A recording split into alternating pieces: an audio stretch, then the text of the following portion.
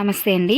ఈరోజు వీడియోలో మనం టెర్రస్ గార్డెన్లో ఆర్గానిక్గా పచ్చిమిర్చి మొక్కల్ని ఎలా పెంచుకోవాలి, ఇలా ఎక్కువ దిగుబడి తీసుకోవాలి అంటే మనం ఎలాంటి టిప్స్ పాటించాలి, వీటికి సంబంధించిన విషయాలన్నీ కూడా ఈరోజు వీడియోలో డిస్కస్ చేసుకుందాం. నమస్తే, నేను Lakshmi. Welcome to our channel home maker strategy. మీరు ఫస్ట్ టైం మన ఛానల్ని విజిట్ చేస్తున్నట్లయితే ఇంతకుముందు పెట్టిన ప్రీవియస్ వీడియోస్ కూడా చూడండి. మీకు నచ్చితే ఛానల్ని సబ్స్క్రైబ్ చేసుకోండి. మనం పచ్చిమిరప మొక్కల్ని విత్తనాల ద్వారా పెంచుకోవచ్చు, లేదంటే మీకు నారు ఎక్కడైనా అవైలబుల్గా దొరికితే నారైనా కూడా తెచ్చుకుని చక్కగా వేసుకుని పెంచుకోవచ్చు అనమాట. పచ్చిమిరప మొక్కల్ని పెంచుకోవడానికి 12x12 ఆ సైజు గ్రో బ్యాగ్స్ కానీ లేదా వాటర్ క్యాన్స్ అయినా కూడా చాలా పర్ఫెక్ట్గా సరిపోతాయి అనమాట. ఇలాంటి వాటిలో ఒక్కొక్క మొక్క చొప్పున వేసుకోవాలి. అదే పెద్ద size containers 100 rupees black tubs కానీ లేదా థర్మోకోల్ బాక్సులు ఇలాంటి వాటిలో అయితే మనం 3 మొక్కల వరకు కూడా వేసుకుని చక్కగా పెంచుకోవచ్చు అనమాట. అయితే పచ్చిమిరప మొక్కల్ని మనం పెంచుకోవటానికి మట్టిని కలుపుకునే విధానం ఎలా ఉండాలి అంటే 1% మట్టి, 1% ఎరువు, 1% కొబ్బరి పొట్టు, ఈ 3 సమపాలలో మిక్స్ చేసుకుని కొంచెం వేపిండిని కూడా వేసుకుని మనం చక్కగా మొక్కల్ని పెట్టేసుకోవచ్చు అనమాట.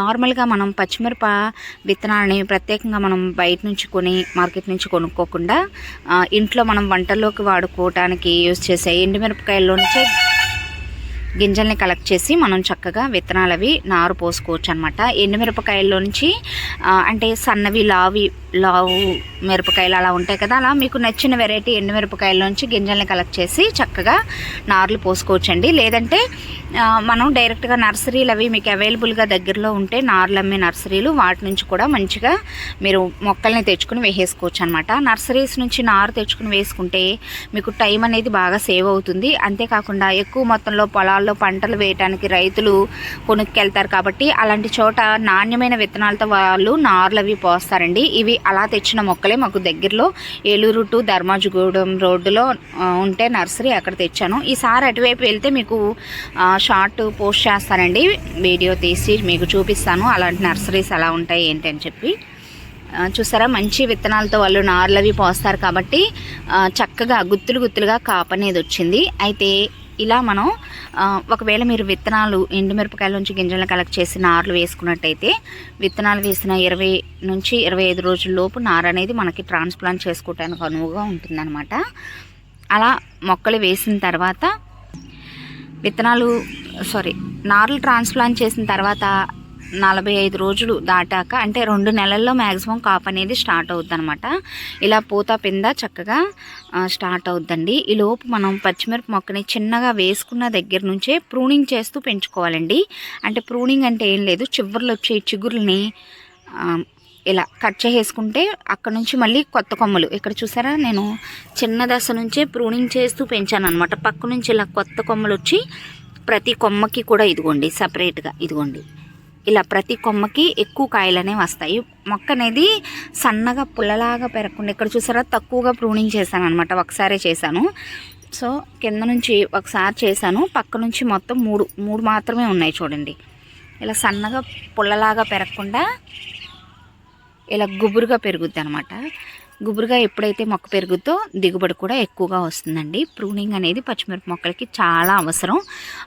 అది ఎదిగి కాపు స్టార్ట్ అయ్యే దశ వచ్చిన తర్వాత కూడా మనం ప్రూనింగ్ చేసుకోవచ్చు అనమాట. ఫర్ ఎగ్జాంపుల్ ఇప్పుడు మనం ఈ మిరపకాయలన్నీ హార్వెస్ట్ చేసుకుంటాం కదా, హార్వెస్ట్ చేసుకున్న తర్వాత కొంచెం కాపు తగ్గింది అనిపిస్తే అప్పుడు కూడా మనం ఈ చివర్లో ఉండే టిప్స్ అన్నీ కూడా కట్ చేసుకుని కొంచెం ఎరువు వేసుకుంటే కొత్త చిగురులు అవి వచ్చి మళ్ళీ పూత అనేది స్టార్ట్ అవుతుంది అనమాట. నెక్స్ట్ ఏంటంటే పచ్చిమిరప మొక్క ఇలా పూత స్టార్ట్ అయిన తర్వాత ఈ పూత మంచిగా నిలబడి కాయలుగా మారాలి అంటే మనం ఎరువులు అవి మంచిగా వేసుకోవాలి. అలాగే ఎరువులతో పాటుగా ఎరువులు వేసిన బలం సరిపోయినా కూడా ఇంకా పూత రాలిపోతుంది అనిపిస్తే మీరు పుల్లటి మజ్జిగను కూడా స్ప్రేగా చేసుకోవచ్చు అనమాట. కట్టెలపై నుంచి వచ్చిన బూడిదను కూడా మొక్కల ఆకులన్నీ కొంచెం ఇలా మంచు కురిసే టైంలో, నేను ఇప్పుడు మార్నింగ్ టైంలో వీడియో తీస్తున్నాను అనమాట. చూసారు ఆకుల మీద తడి ఎలా ఉందో, ఇలా తడిగా ఉన్న టైంలో ఆకుల మీద చక్కగా కట్టెలపై నుంచి వచ్చిన బూడిదని కానీ మనం చల్లినట్లయితే చాలా వరకు పెస్టులు అనేవి రాకుండా ముందుగానే మనం కంట్రోల్ చేసుకోవచ్చండి. పచ్చిమిరప మొక్కలకి ఏంటంటే మిగిలిన కూరగాయ మొక్కలతో పోలిస్తే ఈ పచ్చిమిరపకి పెస్టులు ఎక్కువగా వస్తాయన్నమాట. అందుకే పొలాల్లో రైతులు ఎక్కువగా పురుగు మందులు అలాంటి వాటిని ఎక్కువగా స్ప్రేలు అవి చేస్తూ ఉంటారు.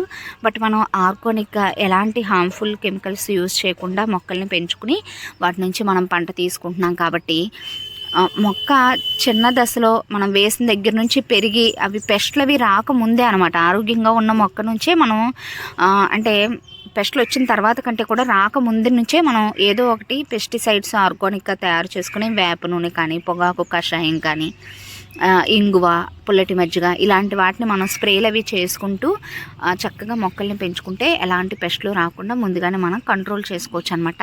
మెయిన్ ఇంకొకటి ఏంటంటే గోమూత్రం కూడా మనం ఆర్గానిక్ ఫార్మింగ్ చేస్తున్నప్పుడు చాలా ముందే తెచ్చుకుని పెట్టుకోవాలండి. కనీసం నెలలో 2 సార్లు, అట్లీస్ట్ కనీసం నెలకు ఒక్కసారైనా మొక్కలన్నింటికి ఆకులన్నీ తడిచేటట్టుగా గోమూత్రాన్ని స్ప్రేలుగా చేయటం వల్ల చాలా రకాల పెస్ట్లు కంట్రోల్ చేసుకోవచ్చు అనమాట. చూసారా గుత్తులు గుత్తులుగా కాపు అనేది వచ్చిందో. ఇలా ఈ కాయలన్నీ కూడా మనం హార్వెస్ట్లు తీసుకుంటున్నప్పుడు కంపల్సరిగా 15 రోజులకు ఒకసారి మనం ఎరువది వేసుకోవాలన్నమాట. నేను మొన్నే వేశానండి, ఇదిగోండి బాగా మాగిన పశువుల ఎరువు అండి. ఆవు ఎరువు కానీ, గేదె ఎరువు కానీ, మేక ఎరువు కానీ. ఎరువు ఎందుకు వేసుకోవాలంటే ఎరువు బలం ఎక్కువ రోజులు ఉంటుందండి. అలాగే కనీసం వారానికి 10 రోజులకు ఒకసారి ఇలా మొక్క మొదలన మట్టి అనేది ఇలా గుల్లగా చేసుకోవాలన్నమాట. ఇలా గుల్ల చేసుకోవటం వల్ల మొక్క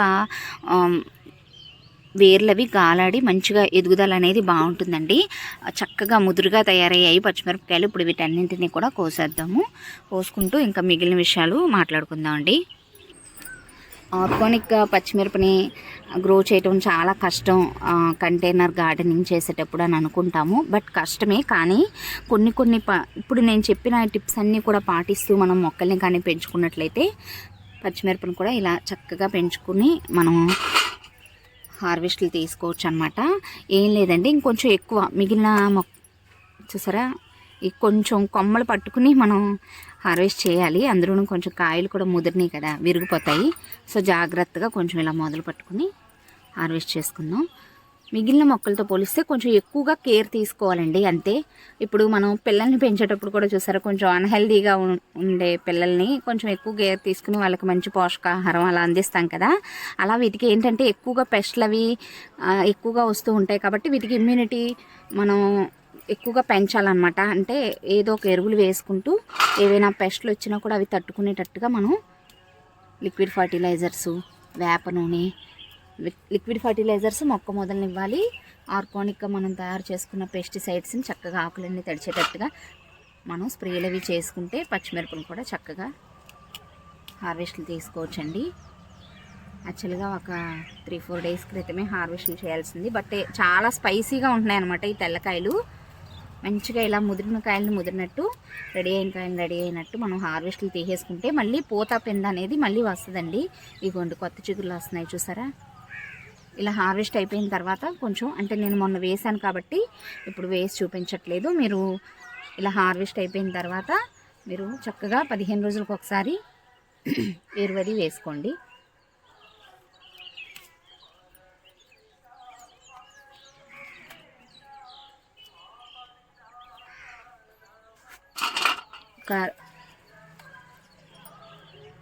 ఒక 2-3 కాయలు వేసుకున్న కూరలో కారం సరిపోతున్నాయండి, అంత స్పైసీగా ఉన్నాయన్నమాట.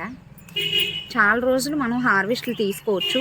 ఎక్కువ ఏంటంటే పుల్లటి మజ్జిగ అండి. పచ్చిమిరప మొక్కలు అంటేనే పుల్లటి మజ్జిగని ఎప్పటికప్పుడు స్ప్రేలు చేస్తూ ఉండాలన్నమాట.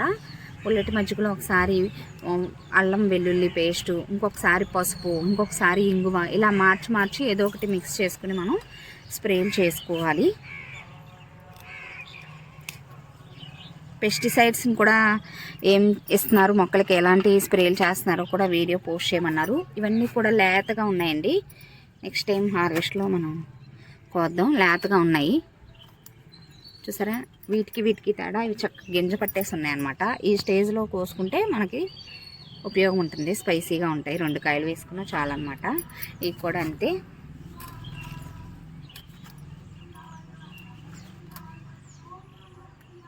బట్ ఇలా ఎదిగిన కాయలను ఎదిగినట్టు కోసేసుకుంటూ ఉంటేనే ఈ మిగిలిన కొత్తగా పూత పింద వస్తుంది చూసారా. లేదంటే ఇవి పండిపోయి, ఇప్పుడు చూపిస్తాను పక్క మొక్కలను చూడండి, వీటికి పెస్ట్ వచ్చేసింది, అందుకే కొంచెం పక్క ముట్ట పెట్టి ఉంచాను అనమాట. మనం కొయ్యకుండా అలాగే వదిలిపెట్టేసి ఉంచితే ఇవి పండిపోయి మళ్ళీ గింజలు అంటే సీడ్స్ తయారు చేసుకోవటానికి మళ్ళీ ఆ బలమంతా కూడా ఉపయోగించుకుంటుంది. మళ్ళీ కొత్తగా పూత పింద రాదండి. దీనికి బాగా ఆకుముడత వచ్చేసింది. నేను ఒక పక్క ముట్ట పెట్టి ఉంచాను. ఇవన్నీ కూడా కోసేసి ఈ చిగుర్లన్నీ కూడా కట్ చేసేద్దాం. కట్ చేసి మళ్ళీ ఎరువు వేసి కొంచెం పుల్లటి మజ్జిగ అది స్ప్రే చేసి చూద్దాం ఏమన్నా రికవరీ అవుతుందేమో.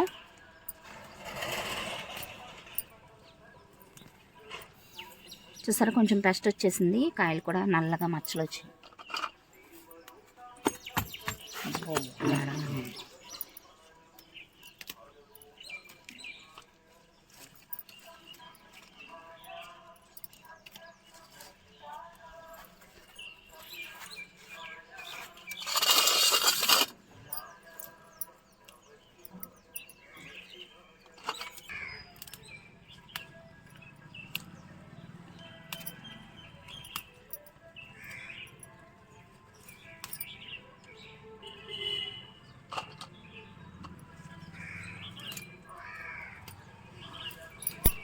చూసారా పండిపోయింది. విత్తనాల కోసం వదిలిపెడదాం దీన్ని.